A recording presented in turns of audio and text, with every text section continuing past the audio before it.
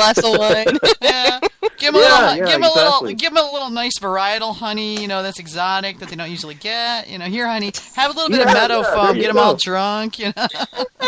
Dave's saying bee porn. yeah. David Webb types. Oh my God, bee porn. This is why we click explicit on the radio show thing.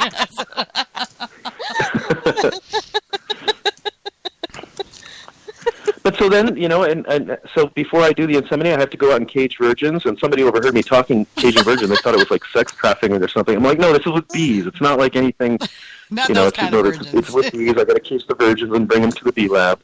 But it's the really neatest thing, when you have this young queen and she's starting her new hive, and then you see, characteristics about her, and it's like, wow, this is just like her grandmother. It sounds so strange. A bee, well, it's just like if you bred dogs or any other animal, in their offspring, you might see characteristics that reminded you of their, their mother or grandmother or whatnot. And it's really neat to see that.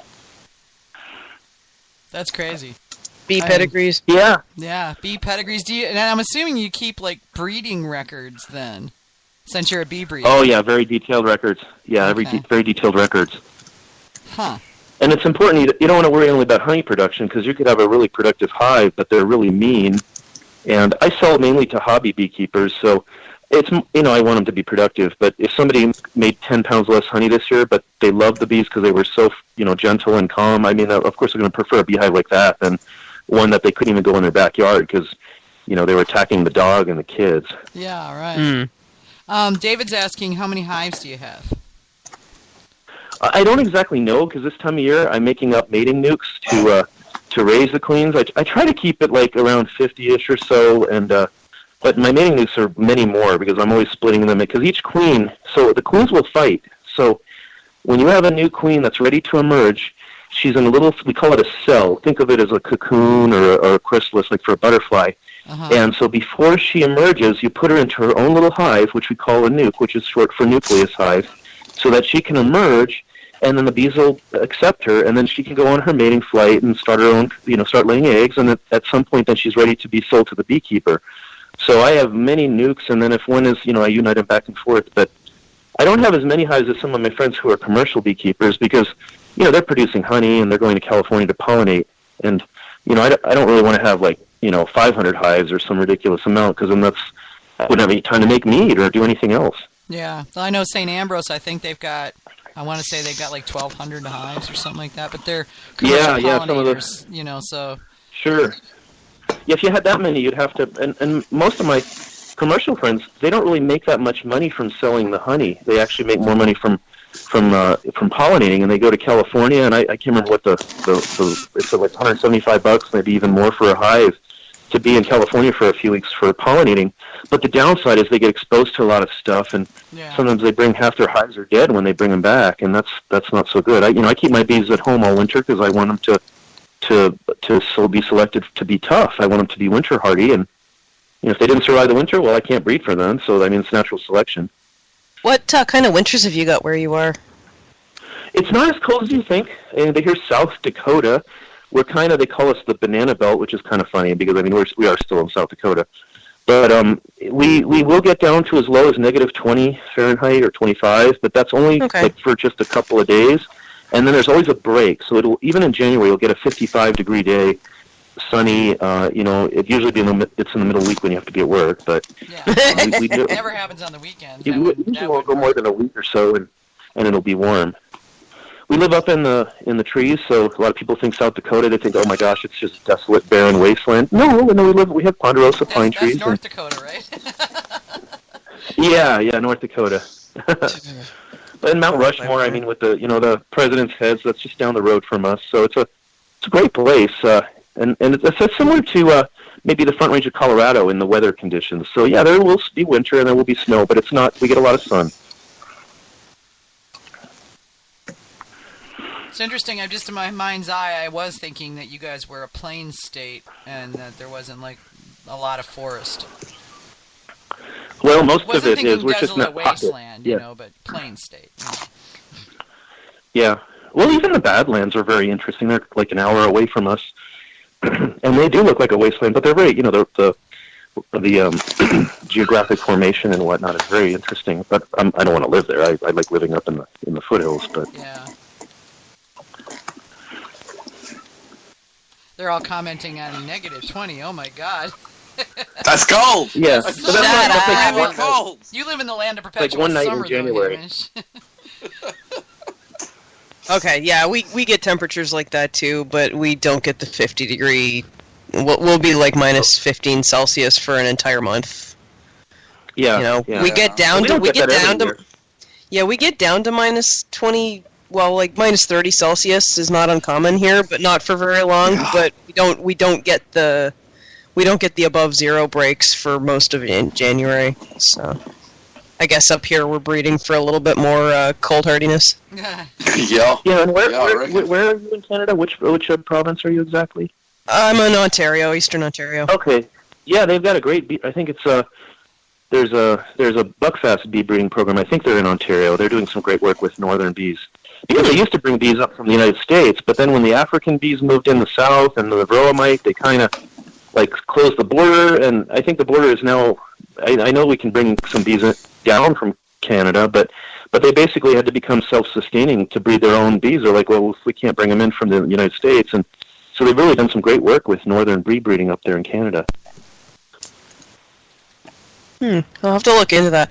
I'm looking into into learning about beekeeping because eventually I'd like to have a meadery, and here you have to have 100 hives or no meadery. So it's go big or go home, and I'm looking at it. Once I get a farm, I'll start thinking about it.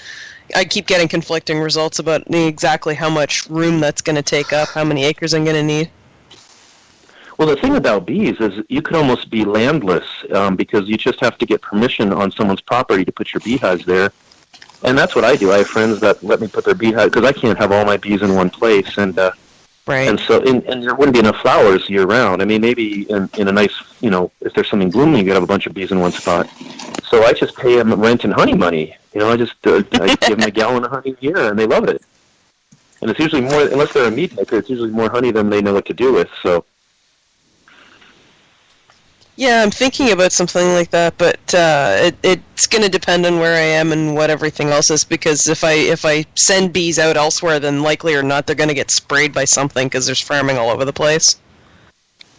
So they're going to get it. They're going to end up sprayed by pesticides on the cornfields or whatever else is being sprayed for at the time. That's what I worry about with sending my bees elsewhere. And, there's ways you can wrap the bees. I found to insulate them, but I actually found I don't really lose many more bees or less bees by doing that.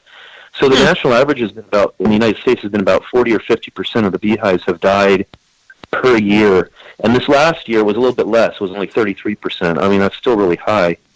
When I started back in the 80s, it was maybe, 15% or 18% would be considered normal. And I only lose about 10 or 15% of my beehives every winter. And after that really bad year a few years ago, I'm really proud of that. And that's pretty good. It's hard to do. You have to know the bees pretty well. And I'm always worried that I'm going to have another year like that 80% year. You're always worried about that, but we've been very fortunate. Sounds like it. Okay. David is asking, for a novice beekeeper such as himself, do you think Apivar strips are a good Varroa mite treatment for now? Well, there's a lot of resistance to that, to Amitraz. So I haven't used that for a long time. It can also get into the wax and the honey, so I tend not to use that. I really like the oxalic acid or the formic acid. Or there's another product. It's concentrated thymol, and there's some other essential oils in there. You can't just get an. Yeah, it's called it's a very concentrated. It's called I think it's called Apolife Var. It comes in a little packet. You have to put it in when it's not too hot, because if it's too hot, that too much of the oil evaporates, and the bees hate that because it's very strong smelling. But it irritates the mites so they fall off. But yeah, those are the three things I use: formic acid, oxalic acid, and then that thymol type of preparation. But I really like the formic acid and the oxalic acid because they don't get into the wax.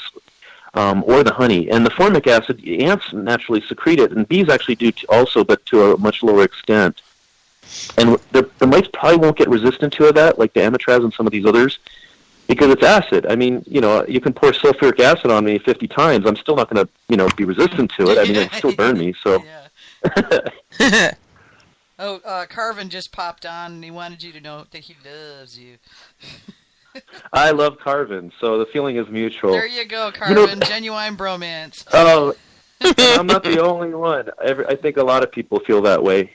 Everybody That's one of the most amazing things about Mazer Cup. And I can't remember the first year that Jeannie and I went there, but we didn't know that there were after parties, and we didn't know we could have volunteered as a steward. We didn't know that, Really? And then we met a lot of people, and it wasn't until it was a few years ago. Talk to me. I mean, come on.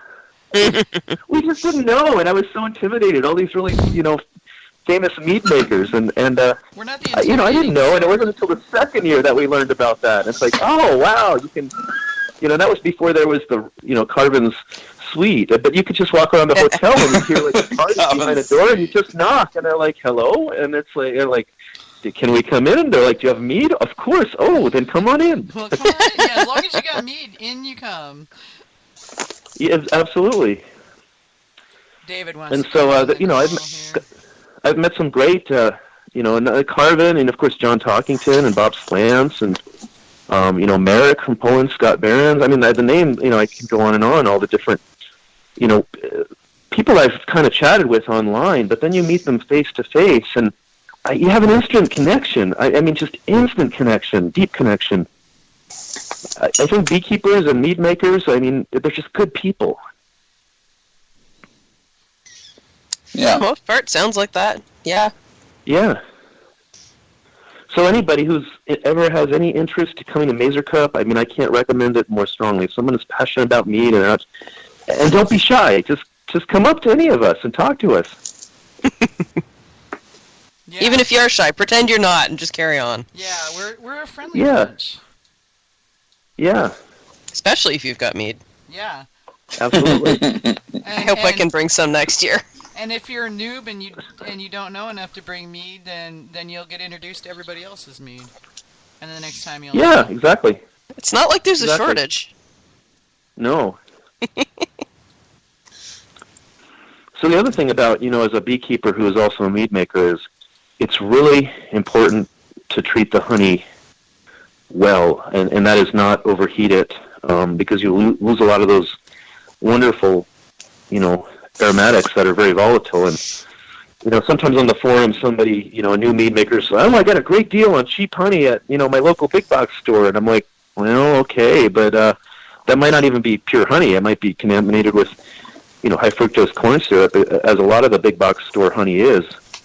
And yeah, you got a good deal on it, but it might not make as good of a mead as you possibly could have had you gotten it doesn't even have to be a varietal, it's just a really well treated wildflower honey that wasn't overheated. And in the hive, it's up to 95 degrees or so in the brood nest, so you don't want to heat it more than, say, 100 degrees or so.